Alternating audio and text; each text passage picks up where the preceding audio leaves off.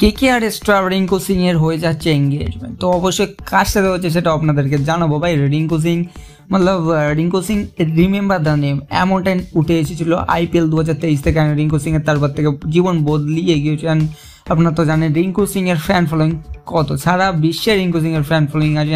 ইন্ডিয়ার অন্যতম সেরা player Rinku Singh and finisher. তো এখন ব্যাপারটা রিঙ্কু সিং এর এঙ্গেজ কার সাথে হচ্ছে এটা আপনাদেরকে জানাই। তো অবশ্যই স্ক্রিনে আপনারা অলরেডি দেখেছেন যে রিঙ্কু সিং এঙ্গেজ অর্থাৎ রিঙ্কু সিং যার সাথে এঙ্গেজ হচ্ছে তিনি একজন মতলব MP অর্থাৎ member of the parliament and Samajwadi party থেকে মেম্বার অফ দ্য পার্লামেন্ট, এবং তার নাম হচ্ছে প্রিয়া সরোজ। সো রিঙ্কু সিং এখন মতলব কি বলবো, রিঙ্কু ভাইয়েরও তো শাদি হয়ে যাচ্ছে অ্যান্ড আশা করবো আরও ভালো পারফরমেন্স দেবে ক্রিকেটে। সো অ্যান্ড আপনাদের যেটা মনে হচ্ছে সেটাও কমেন্টে জানান।